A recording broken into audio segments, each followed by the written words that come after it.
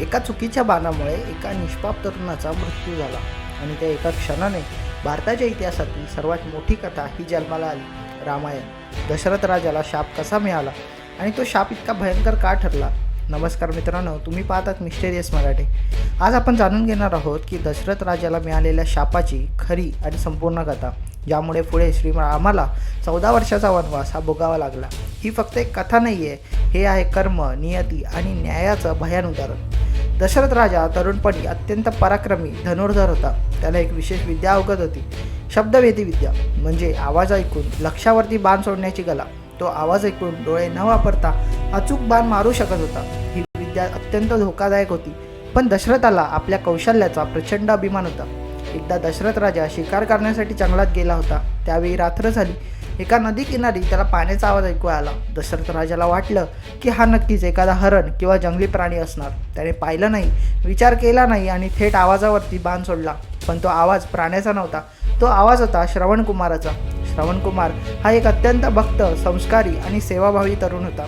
ज्याचे आई वडील दोघेही अंध होते. तो त्यांना खांद्यावर कवडीत बांधून तीर्थयात्रा घडवत होता. त्या रात्री तो नदीवरती पाणी भरायला आला आणि त्या क्षणी दशरथाचा बाण हा त्याच्या छातीत घुसला. जखमी श्रवणकुमार वेदनेने ओरडला. दशरथ धावत आला आणि सत्य समजतात त्याने हात हे थरथर कापू लागले. श्रवणकुमार म्हणाला, राजा, मी कोणताही प्राणी नव्हतो. मी माझ्या अंध मात्या पित्याचा एकुलता एक आधार होतो.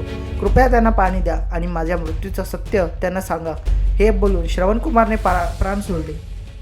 दशरथ राजा श्रवणकुमाराच्या आईवडिलांकडे गेला.